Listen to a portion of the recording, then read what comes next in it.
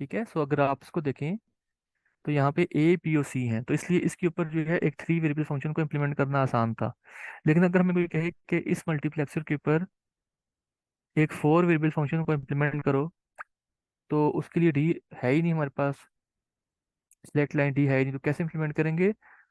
तो उसके लिए हमें थोड़ी सी एक चेंज करनी पड़ेगी मल्टीप्लेक्सर में। तो उसके लिए क्या, सबसे पहले हमारे पास एक टेबल होगा, जिस तरह से हमें ये टेबल दिया गया है। ठीक है, और हमें ये बताया गया है कि ये जो टेबल है ये इस फंक्शन को रिप्रेजेंट करता है जो कि स्टैंडर्ड फॉर्म में दिया हुआ है।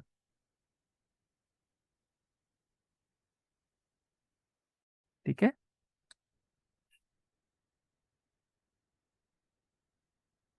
तो इसे टेबल आप बना लेंगे।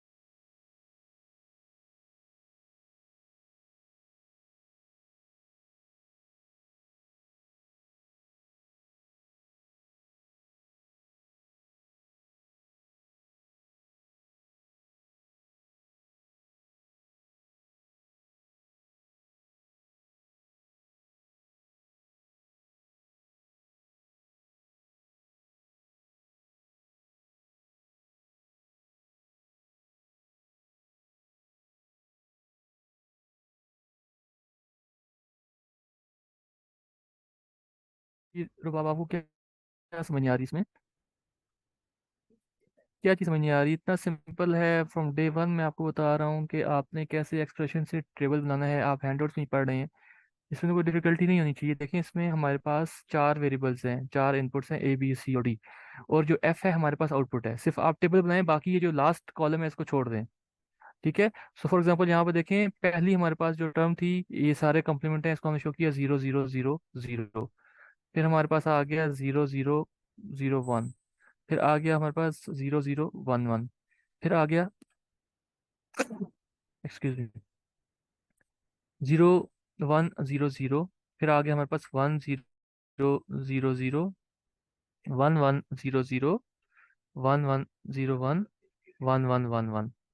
तो अब टेबल में आप देखें कि 0 0 0 0, क्या ये टर्म एग्जिस्ट करती है हमारे पास ऊपर? यस, इट एग्जिस्ट यहाँ पे, तो इसलिए इसकी आउटपुट क्या होगी?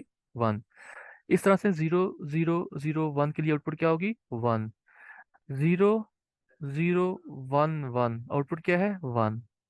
ठीक है, सो 0 1 0 0, तो आउटपुट क्या है? 1। 1 0 0 0, तो आउटपुट क्या है? 1।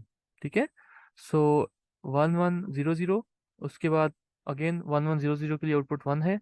उसके बाद हमारे पास था 1 1 0 1, सो 1 1 0 1 के लिए आउटपुट 1 है। और फिर ऑल वंस के लिए भी आउटपुट 1 है। तो जो टर्म्स यहाँ पे एग्जिस्ट नहीं करती थी उनकी हमने आउटपुट एफ को क्या कर दिया? 0 कर दिया। फॉर एग्जाम्पल ये देखें, 0 0 1 0, 0 1 0 1, 0 1 1 0, 1 0 0 1, 1 0 1 0, 1 0 1 1 एंड 1 1 1 0। सो ये वो टर्म्स हैं जो कि हमारे पास फंक्शन में एग्जिस्ट नहीं करती थी, तो इसलिए हमने इनकी आउटपुट को 0 कर दिया। ठीक है, इट मीन्स कि अगर कोई भी ऐसा इनपुट कॉम्बिनेशन आएगा, फॉर एग्जांपल 0 0 1 0 का कोई इनपुट कॉम्बिनेशन आता है, तो उस केस में आउटपुट क्या होगी? 0 होगी। इसी तरह से अगर कोई इनपुट कॉम्बिनेशन होता है 0 1 0 1, तो उसके लिए आउटपुट क्या होगी? 0 होगी, एंड सो ऑन। ठीक है, तो ये हमने टेबल बना दिया। उसके बाद हमने क्या किया? उसके बाद क्योंकि हमारे पास जो मल्टीप्लेक्सर है जिसके ऊपर हमने इसको इम्प्लीमेंट करना है, वो एक थ्री वेरिएबल मल्टीप्लेक्सर है, यानी थ्री इनपुट मल्टीप्लेक्सर है, थ्री सिलेक्ट लाइंस के साथ है। ठीक है, थ्री इनपुट, सॉरी मैं गलत कह रहा हूँ, 8 इनपुट है, लेकिन सिलेक्ट लाइंस कितनी है उसकी? 3 है। ठीक है, तो यानी कि बेसिकली सिलेक्ट लाइंस ही ये डिटरमिन करती हैं कि आपके मल्टीप्लेक्सर की कितनी इनपुट्स होंगी। सो अगर एक आप एक 8 × 1 मल्टीप्लेक्सर की बात करते हैं, तो उसमें आपके पास 8 इनपुट लाइंस हैं, और किसी भी एक इनपुट लाइन को सिलेक्ट करने के लिए आपके पास थ्री सिलेक्ट लाइंस हैं। ठीक है, सो 2 × 3 = 8। तो अब हम क्या करते हैं, हम ये जो 8 हमारे पास रोज हैं, 0 से लेकर 15 तक, ये देखिए यहाँ पे हमारे पास 0 से लेकर 15 तक 8 रोज हैं। ठीक है। इन इन रोज के पेयर बनाते हैं, यानी दो दो रोज का पेयर बनाते हैं।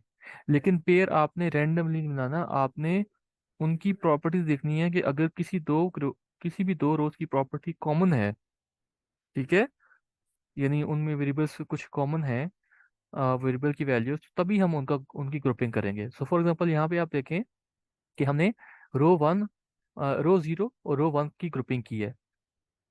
क्यों ग्रुपिंग की है? कि अगर आप इसमें देखें कि दोनों रोज के अंदर ए बी और सी की वैल्यूज कॉमन है। ठीक है। डी को हमने स्किप कर दिया, डी को हमने बाहर रख दिया, सिंपल आप ए बी सी को देखें तो इन दोनों रोज के लिए ए बी और सी की वैल्यूज क्या है, कॉमन है, तो हमने इनका एक ग्रुप बना दिया। ठीक है। और अब इसमें देखें कि आउटपुट क्या है दोनों की आउटपुट 1 है, तो हम कहते हैं कि इस पेयर की आउटपुट क्या होगी, 1 होगी। ठीक है। फिर इस तरह से आप सेकंड ग्रुप देखें, इसमें ए बी और सी की वैल्यूज कॉमन है। ठीक है। पहली रो के लिए आउटपुट क्या है, 0, दूसरी रो के लिए आउटपुट क्या है, 1। ये किसके बराबर है, डी के बराबर है। यानी अगर एफ की वैल्यू 0 है तो डी की वैल्यू भी 0 है, अगर एफ की वैल्यू 1 है तो डी की वैल्यू 1 है, तो हम कह सकते हैं कि यहाँ पे आउटपुट क्या होगी, F is equal to D. जी, सिर्फ दो ग्रुप्स को बनाना है, क्योंकि हमें 8 ग्रुप चाहिए।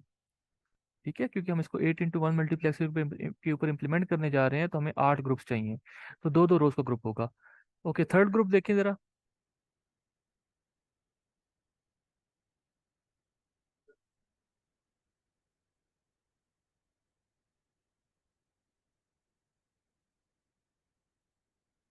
ठीक है।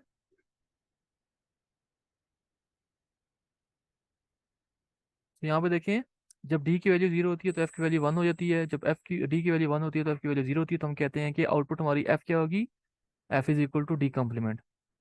ठीक है। सो अगर डी 0 है तो एफ 1 होगा, अगर डी 1 है तो एफ 0 हो जाएगा।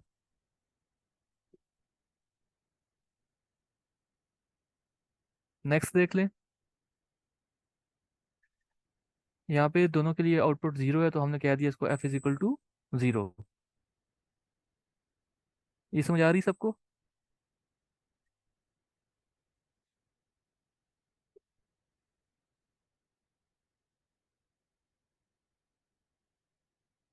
ओके, रो 8 और 9 का ग्रुप देखें।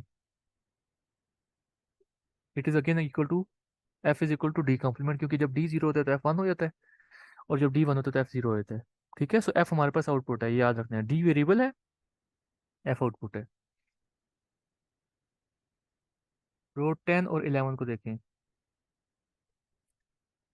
यहाँ पे दोनों के लिए आउटपुट 0 है, तो हमने कह दिया कि एफ इज इक्वल टू 0।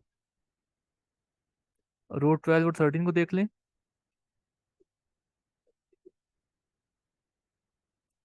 अच्छा, क्या चीज़ समझ नहीं आ रही, आप देखें यहाँ पे दोनों के लिए, यहाँ पे चेक करें, यहाँ पे दोनों क्या है, 0 है ना।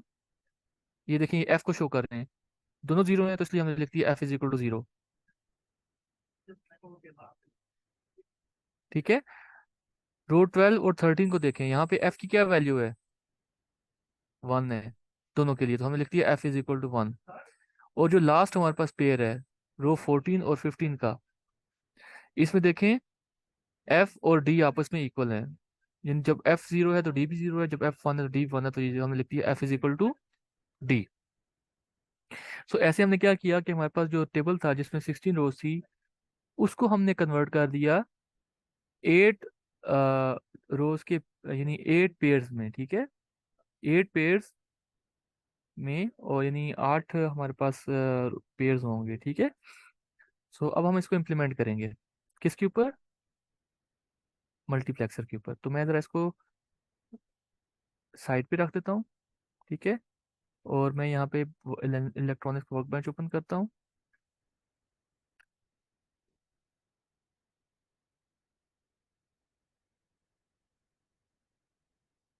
जी, शो हो रहे हैं आपको?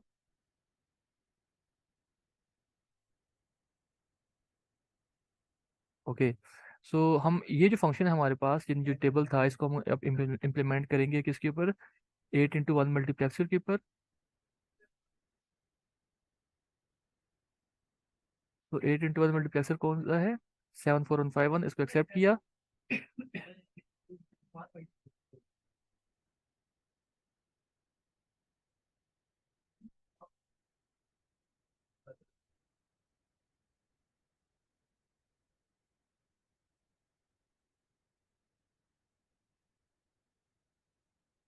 ठीक है।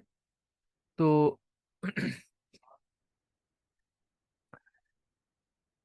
अच्छा, ये देखें अब एक और चीज, जो हमने पेयर बनाए थे, अब जरा उसको समझने, पेयर क्या था। ये देखें, ये क्या है? 0 0 0। तो हम कहते हैं कि ये जो रिप्रेजेंट कर रहा है, ये D0 को रिप्रेजेंट कर रहा है, क्योंकि इसके लिए A B और C तीनों क्या है? 0 है। ठीक है। ये जो सेकंड पेयर है, ये उसको कहते हैं कि इसमें वैल्यू क्या है? 0 0 1।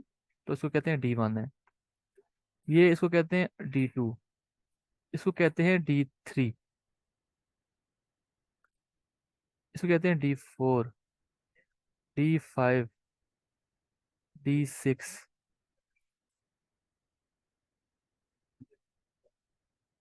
D7।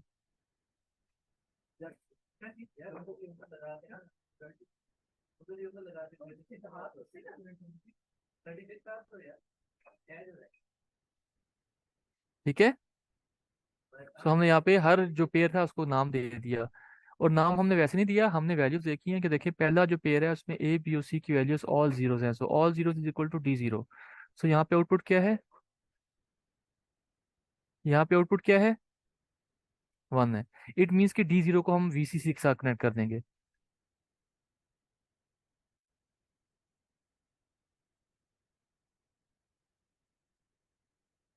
ठीक है।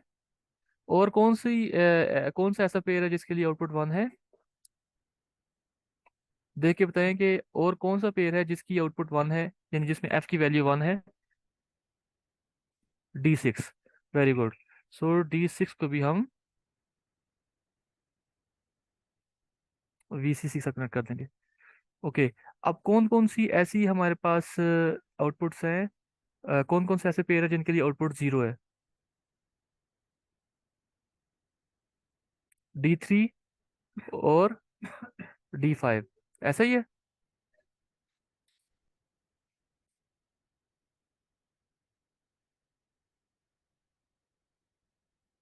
तो हम D3 को कनेक्ट कर देंगे ग्राउंड के साथ, और D5 को कनेक्ट कर देंगे ग्राउंड के साथ।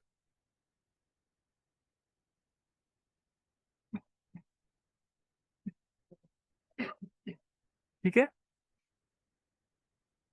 ओके, VCC को भी हमने VCC के साथ कनेक्ट करना है। ग्राउंड को हमने ग्राउंड के साथ कनेक्ट करना है। जी कंप्लीमेंट को भी हमने ग्राउंड के साथ कनेक्ट करना है। हमारे पास जो Y है वो प्रॉप बेसिकली आउटपुट है, तो Y को हम प्रॉप से कनेक्ट कर लेते हैं। ठीक है। उसके बाद अब देखते हैं कि जहाँ पे D है उससे क्या मुराद है। क्या हमारे पास यहाँ पे D कहीं मौजूद है?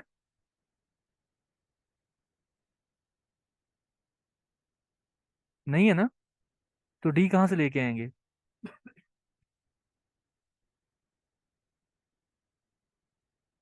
D कहाँ से आएगा? D तो मौजूद ही नहीं है यहाँ पे, तो क्या करेंगे D के लिए? हम एक एक्सटर्नल इनपुट लेंगे। इसको हम लेबल कर देते हैं कि ये हमारे पास D है।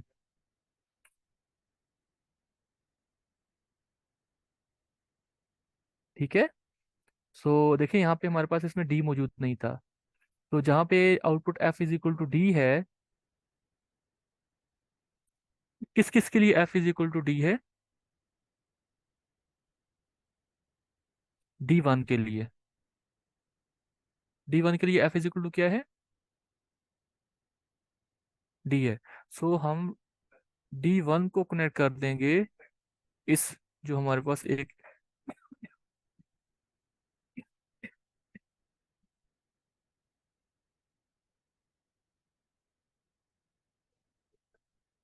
ठीक है। उसके अलावा और किस, इसके अलावा और किस